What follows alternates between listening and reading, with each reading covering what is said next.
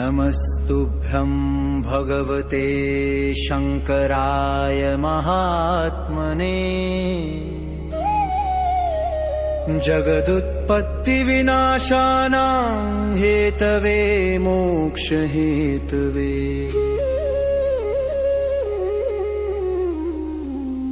सर्वदेवाधिदेवाय पार्वतीपतये नमः।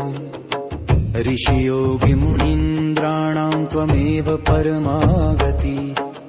ब्रह्माण्डगोलके देवदयालूनां त्वमग्रणी अतएवोल्बणं पीतं त्वया हलाहलं विषम्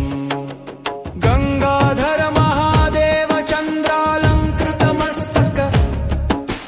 परमेश्वर मा पाहि भयं वारय वारय सर्वपापं प्रशमय सर्वतापं निवारय दुःखं हर हराशेषं मृत्युं विद्रावय द्रुतम् स्तुतिं कर्तुं न मे शक्तिस्तव भागत्य गोचर देहि सत्संगतिं भकिन्त निश्चलां त्वयि शंकर सर्वारिष्टं परिहर सर्वशत्रुं विनाशय दारिद्र्यं हर सर्वेश सर्वान् कामान् प्रपूरय मुखे नाम दिशो रूपं हृदये त्वत्पदाम्बुजम् ममास्तु ते नमः साम्ब प्रसन्नो भव सर्वदा त्वदर्चन विधिं जाने न भक्तिस्त्वरि मे हृदि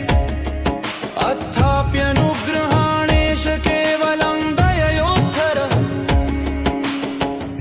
सर्वदेवाधिदेवाय पार्वतीपतये नमः। ऋषियोगिमुनीन्द्राणां त्वमेव परमागति ब्रह्माण्डगोलके देवदयालूनां त्वमग्रणी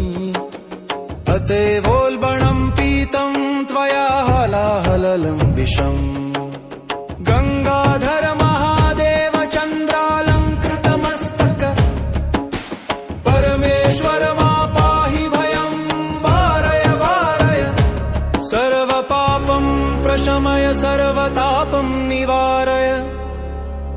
दुःखं हर हराशेषं मृत्युं विद्रावय द्रुतम्